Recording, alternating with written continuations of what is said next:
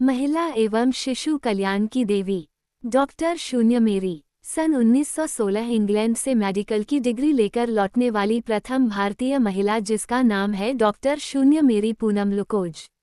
Doctor शून्य मेरी भारत आई तो केरल राज्य द्वारा उनका स्वागत किया गया। उन दिनों त्रिवेंद्रम में 100 बिस्तरों वाला एक महिला चिकित्सालय खोला गया था। इंग्लैंड से secretary of state Shri Montagu ने विशेष तौर पर यह सिफारिश की थी कि डॉक्टर शून्य मेरी को इस अस्पताल में नियुक्त किया जाए। उनके आदेश को भला कैसे टाला जा सकता था। वह त्रिवेंद्रम के अस्पताल में डॉक्टर बनाई गईं। उन्होंने देखा कि वे जो प्रशिक्षण विदेश से लेकर लौटी हैं उसका उपयोग इस छोटे से अस्पताल में पूरी तरह से नहीं हो पा रहा है।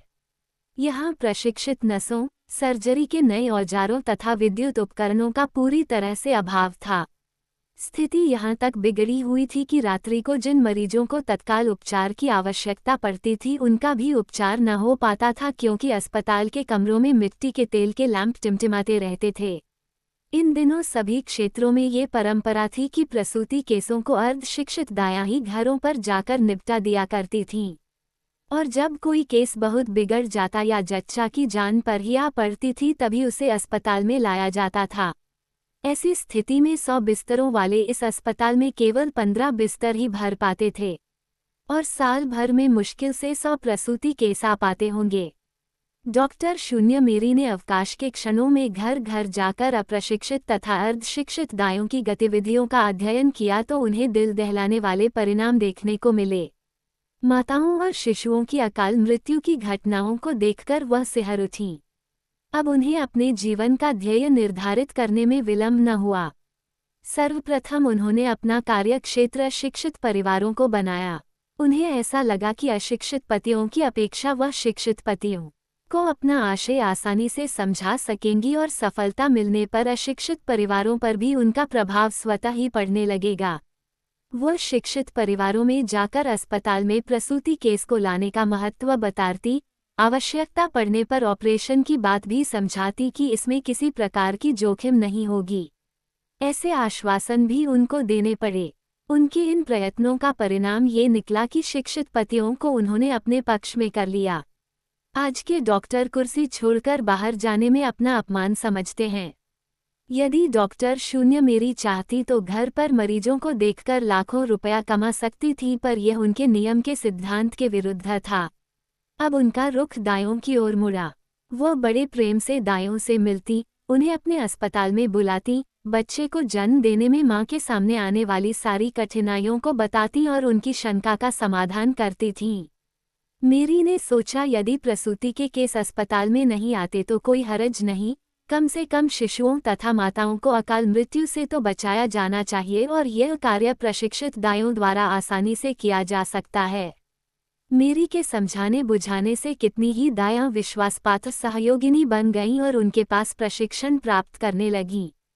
प्रशिक्षण की इस आवश्यकता को ध्यान में रखकर उन्होंने द्विवर्षीय पाठ्यक्रम बनाया और इसे प्रारंभ करने के लिए लड़कियों को ढूंढने में अधिक कठिनाई नहीं हुई। प्रथम बैच में उन दायों की लड़कियां ही भर्ती होने आ गई। इस तरह का पाठ्यक्रम चलाने वाली वह भारत की प्रथम महिला हैं। त्रिवेंद्रम की कुन्नाकुजी नामक गंदी बस्ती में मातृ एवं बाल कल्याण केंद्र की स्थापना उन्हीं के प्रयत्नों का फल है।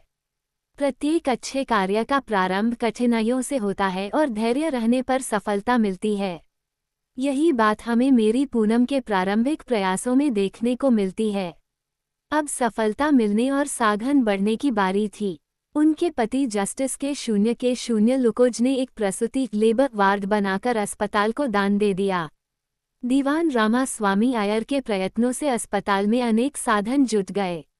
नए नए यंत्र आ गए और मिट्टी के तेल के लैंपों का स्थान गैस के लैंपों ने ले लिया, जो विभिन्न कोनों से प्रकाश किरणें बिखेरते थे। प्रशिक्षित नर्सें काम करने लगीं। मेरी की सेवाओं तथा सहानुभूतिपूर्ण व्यवहार की घर घर में चर्चा होने लगी और रोगियों की संख्या बढ़कर एकदम 15 से 300 हो गई। पहले वार्षिक मरीजों की संख्या 100 थी, जो अब 10 गुनी बढ़ गई थी। पहले ऑपरेशन का महत्व बताने के लिए मेरी को घर घर जाना होता था और कितनी ही महिलाएं ऑपरेशन के लिए भर्ती हो जाने के बाद भी निश्चित दिन चुपचाप खिसक जाती थीं और अब कठिन केसों में उनके द्वारा स्वयं ही ऑपरेशन के संबंध में कहा जाने लगा। महिला कल्याण के साथ शिशु कल्याण की भी उतनी ही आवश्यकता होती है और उसकी उपेक्षा नहीं की जा सकती। उन्होंने बच्चों का एक अलग वार्ड बनवाया और उसे उन्हीं के अनुरूप सुंदर रंग बिरंगे चित्रों तथा खिलौनों से सुसज्जित किया। सन 1924 में मेरी राज्य स्वास्थ्य विभाग की इंचार्ज बना दी गईं। 1938 में सर्जन जनरल के पद पर नियुक्ति की गई। सारे संसार में अब तक स्वास्थ्य मंत्री का पद महिलाओं ने अवश्य संभाला था, पर सर्जन जनरल के पद पर किसी महिला को कार्य करने का अवसर न मिला था। रूस जैसा विशाल तथा प्रगतिशील देश, जहां प्रत्येक कार्यक्षेत्र में महिलाओं का हस्तक्षेप है, सर्जन जनरल के पद पर वहां भी कोई महिला आसीन न हुई थी।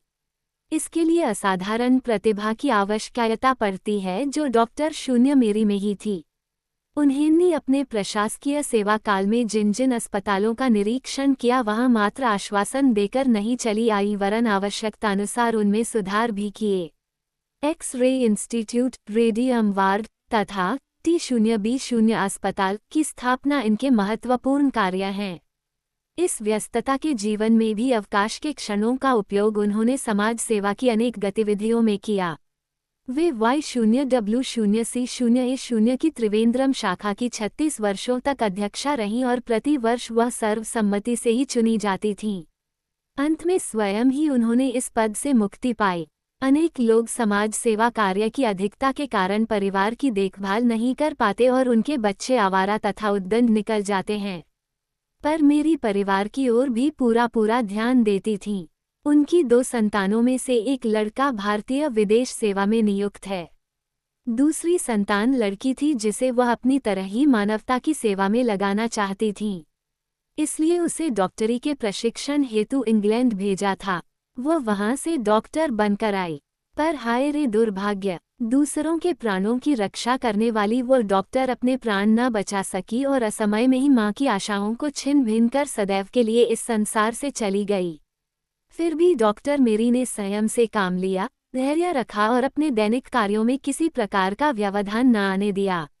एक साथ इतने अधिक कार्य कर सकने के रहस्य के संबंध में जब उनसे पूछा गया तो उन्होंने कहा, जिस तरह का वातावरण और शिक्षा की सुविधाएं मुझे अपने पिता के द्वारा मिली, वैसा ही स्वस्थ वातावरण तथा शिक्षण सुविधाएं मैंने अपने बच्चों को भी देने की कोशिश की। इस तरह का वातावरण जिन बच्चों को मिल जाता है, वह परिश्रमी, अनुशासन प्रिय, योग्य तथा सहयोगी बनते हैं। पति और बच्चों का सहयोग तो मुझे मिला ही, साथ ही ईश्वर की विशेष कृपा का ये फल है, जिसके द्वारा मानवता की इतनी अधिक सेवा कर सकी।